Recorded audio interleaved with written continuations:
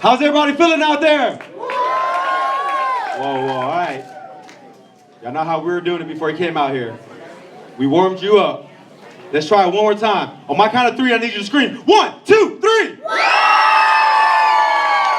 Give it up for Andy and the coaches. So how you guys feeling today? Good? Feeling good.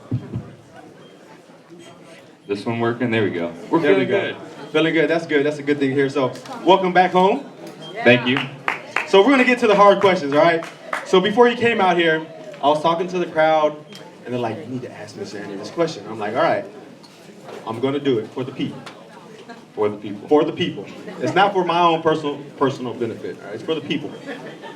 So, you know, obviously I'm a Texas fan. I'm from Texas. We've always had a QB problem. I'm just going to cut straight to the point. The answer is no. The answer is no. Andy! All right, I feel you. So, whenever I go on tour and I come back home, the first place I go to is a taco truck. Where do you like to go eat at when you come back home? When I come back to Katy, the first place I go is Los Cucos. Los Cucos, okay. Now, you want to tell everybody a little bit about your celebrity game tomorrow? How that's going? Yeah, so I'm not playing a huge role in it. I'm going to be there. But I think I'm a captain for one of the teams. And so I think what's one thing I think the NFL does is they put on a flag football game in the host city of the Super Bowl every year. And so I'm glad this year it's going to be at Rhodes, obviously where I played all my games in high school. And so it's going to be a good time. Nice. And so can you tell us who these gentlemen are with you? Yeah, I got a couple old coaches here. I guess we'll start maybe with the oldest. We got Mike Johnston here, legendary coach. He, when I was in high school, I guess you retired after my sophomore year. I think that was right. And then Coach Joseph took over. And obviously these coaches have done a great job. And then we got Coach Dowling here, who was my quarterback coach in high school. So got a good crew up here. For sure. Nice job. So we all know that you're a product of Katy. What did you do growing up out here? What did I do? Yeah, like in Katy. Well, Katy's obviously a lot different now than it was when we first moved out here. I don't even think Katy Mills was there when we first got here. But I think, you know, for me, I grew up, I played sports all the time. I feel like that took up most of my time, and you know, I think that's a big part of obviously who I am now, and you know, how I got to where I'm at. So I actually lived out here for a year, and I remember, I don't know the name of it, but we used to go to this cliff and we would jump into this like water hole, and it was like blue-green water. You know what I'm talking about? I didn't do that. All right, you didn't do that. I'll let you have that. I guess I was the dangerous one. So how was your journey going into the NFL? You know, it's been really cool to have the opportunity to obviously play in the NFL, but it all started from when I was at Katy. These coaches shaped who I am as a player and also as a person. They did such a great job. I think just the one thing that Katy really talks about is the hard work, and it shows with the off-season program, the way that they go about coaching, and you know, the way they expect their players to play. And there's a high expectation, and if you don't win state every year, then it's not a good season. And so I think everybody in just the city of Katy has that feel. But you know, that allowed me to get the opportunity to play at TCU. Got to start as a freshman. I redshirted, then I played 4 years, and you know, been in the NFL now for 6 years, which is crazy. We'll be going into my 7th year, so it goes by fast. Nice. Give them a round of applause for that. So, what was the biggest difference moving to Cincinnati from Texas? The cold weather. The cold weather.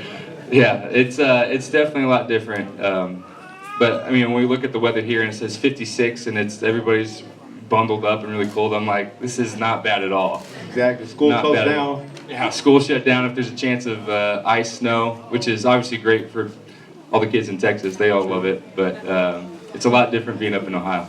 So did you pick up any new hobbies out in Ohio? I mean, not really. I feel like, you know, when we're there, it's the season and there's some time in the off season, but I really wouldn't say I picked up anything new. Okay.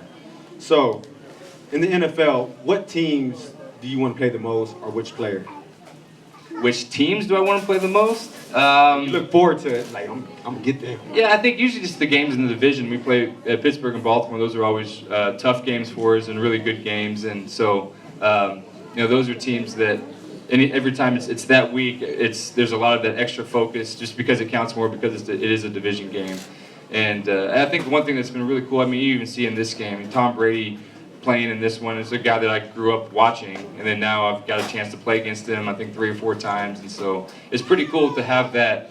You watch the guy on TV growing up, and then now you're going against him. Yeah, for sure.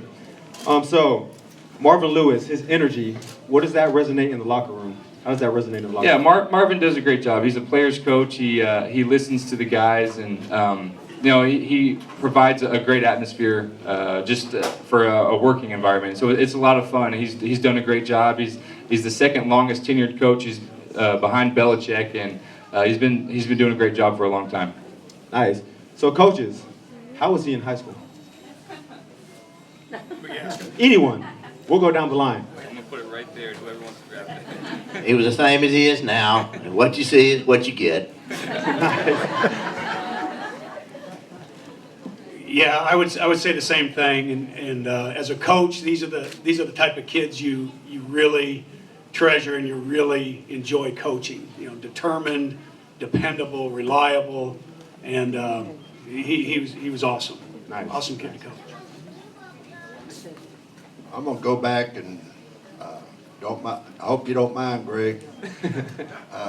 Conversation I had with his father one time outside church one Sunday.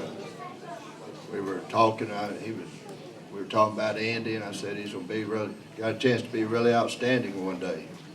This was after his freshman year, and Greg's response, "Coach, he was your freshman B team quarterback."